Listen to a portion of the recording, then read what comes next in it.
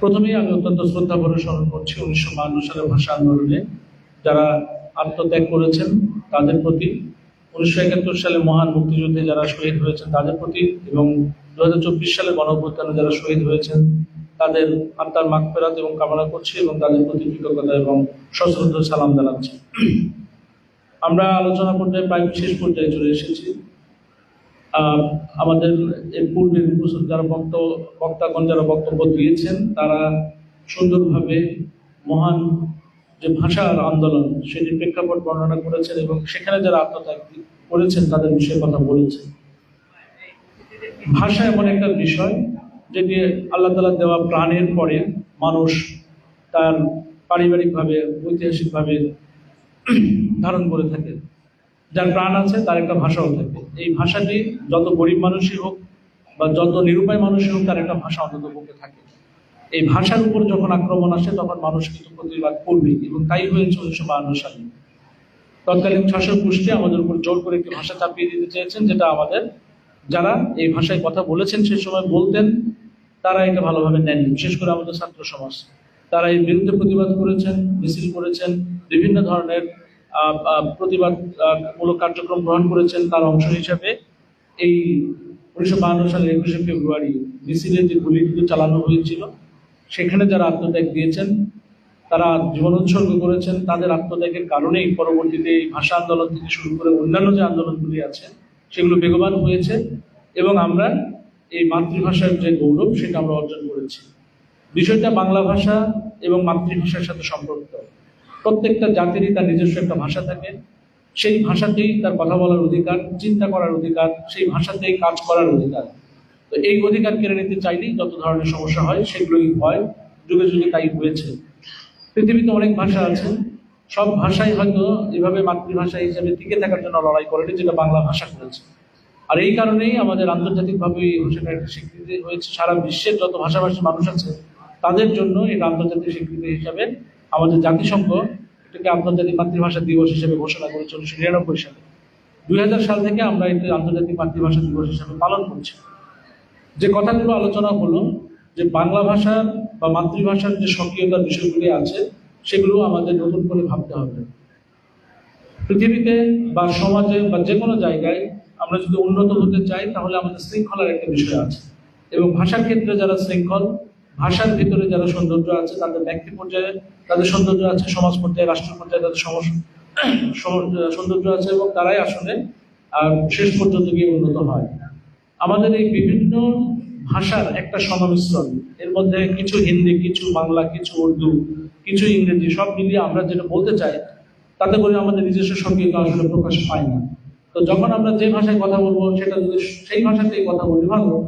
আমাদের যদি রাষ্ট্রীয় প্রয়োজনে বাংলা ভাষায় কথা বলতে হয় বাংলা ভাষায় কথা বলি, আন্তর্জাতিক একটা মানুষ বা আন্তর্জাতিক পরিমণ্ডলে যোগাযোগের ক্ষেত্রে যদি ইংরেজিতে কথা বলতে হয় তাহলে পিওরলি ইংরেজিতে কথা বলি।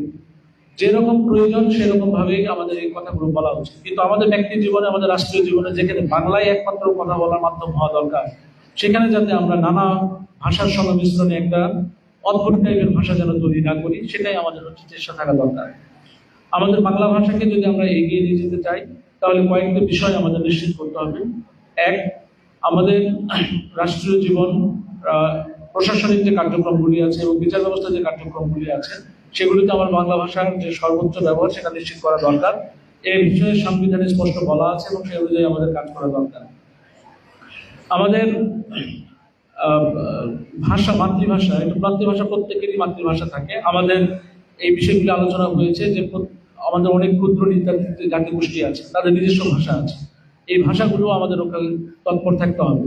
প্রত্যেকেরই মাতৃভাষা তার সংরক্ষণ করার অধিকার আছে, এবং আমাদের বাংলাদেশের যে আঞ্চলিক ভাষাগুলি আছে, আমাদের যে ডায়ালেক্ট যেগুলোকে আমরা বলি, এই ভাষাগুলোকেও যদি আমরা সংরক্ষণ করতে পারি তাহলে জাতি হিসেবে আমাদের ভাষাগুলি অবশ্যই আরো সমৃদ্ধ হবে। 3 নম্বর যে বিষয়টি, আমাদের এখন যেহেতু আধুনিক জ্ঞান বিজ্ঞানের যুগ, আমরা বিভিন্ন ধরনের যে ডিজিটাল যে ডিভাইসগুলো যেগুলি বলি আমরা, এখন যে আধুনিক তথ্য প্রযুক্তির যে বিষয়গুলি আছে সেগুলোর বিভিন্ন ক্ষেত্রে আমাদের বাংলা ভাষা ব্যবহার নিশ্চিত করতে হবে। আমাদের যে বিভিন্ন ধরনের ডিজিটালে যে কন্টেন্টগুলো তৈরি করি আমরা বিভিন্ন জন, অথবা আমাদের কৃত্রিম বুদ্ধিমত্তার যে ব্যবহার আছে, অথবা আমাদের চতুর্থ শিল্প বিপ্লবের যে প্রযুক্তিগুলি আছে, অথবা আমাদের আরো যে তথ্য প্রযুক্তি সংক্রান্ত বিষয়গুলি আছে সেগুলোতে আমাদের বাংলা ভাষার ব্যবহারটা দরকার আছে।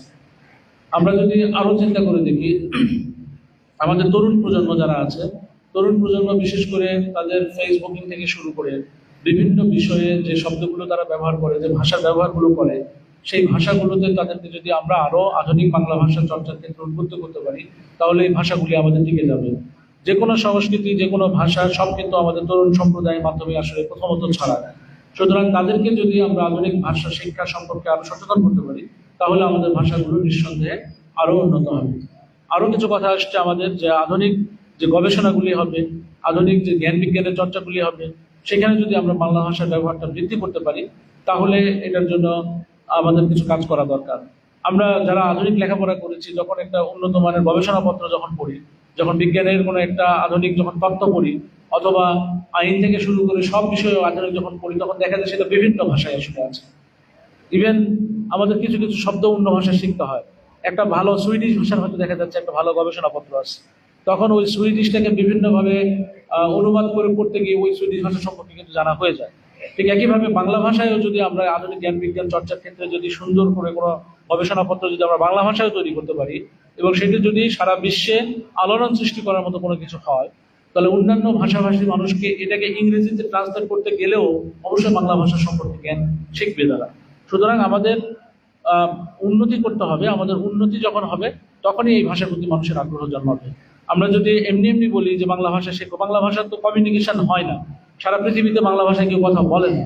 এই হয়তো আমাদের বাংলাদেশে, আমাদের এই ভারতের পশ্চিমবঙ্গের কিছু অঞ্চলে, আমাদের উত্তর আমেরিকার কিছু অংশে, অথবা ইউরোপের কিছু অংশে এই বাংলা ভাষাটা স্থানীয়ভাবে ব্যবহার হয়। তো এই ভাষার যদি আমরা সর্বজনীনতা দিতে চাই, তাহলে বাংলা ভাষায় আমাদেরকে এমন কিছু কাজ করতে হবে যেটা মানুষ যেন এই ভাষাটা নিয়ে আসলে আগ্রহী হয়। তো এই কাজগুলোই আমরা করতে চাই। আমাদের পাঁচের এমপি মহোদয় একটা সংগঠনের নাম বললেন, তারা কেউ বেঁচে আছেন কিনা আমরা অবশ্যই খোঁজ নেওয়ার চেষ্টা করব। ঠিক একইভাবে আমাদের নারায়ণগঞ্জেও কিন্তু দীর্ঘ ঐতিহ্য আছে। আন্দোলনের সময় এখানে রহমতুল্লাহ যে প্রতিষ্ঠানটা আছে, তাদের একটা গুরুত্বপূর্ণ ভূমিকা ছিল 1952 সালে, এবং এইখানে কিন্তু ঢাকার সাথে যুগপৎভাবে আন্দোলনগুলো হয়েছে। সুতরাং ভাষা আন্দোলনে নারায়ণগঞ্জে তখন যে ঐতিহ্য ছিল, এখনো যেন সেই ধরনের ঐতিহ্যই থাকে, এবং ভাষাকে যাতে আমরা সুন্দর করে বাংলা ভাষার যে স্বকীয়তার সাথে এবং শুদ্ধতার সাথে যাতে আমরা এটা পৌঁছে দিতে চাই, এটাই আমাদের চেষ্টা থাকবে।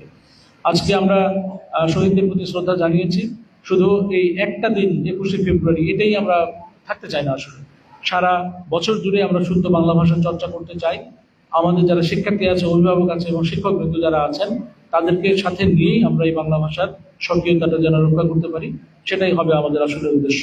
আমাদের এই মহান যে স্বাধীনতা আন্দোলন আছে, আমাদের ভাষা আন্দোলন আছে, এবং 24-এর যে গণ-অভ্যুত্থান, সবগুলোই আমাদের দেশের যেটা আমাদের সার্বভৌমত্বকে নিয়ে প্রতিষ্ঠিত করে, এবং সার্বভৌমত্বের একটা অন্যতম অনুষঙ্গই হচ্ছে আমাদের এই ভাষা। সুতরাং আমরা যেন ভাষা, স্বাধীনতা এবং সার্বভৌমত্ব এটা নিয়ে যেতে এগিয়ে যেতে পারি, সবার সহযোগিতা চাই।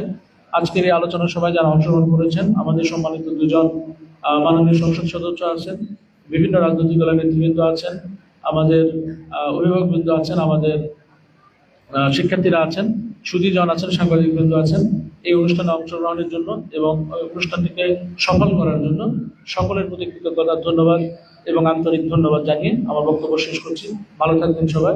সালামু আলাইকুম।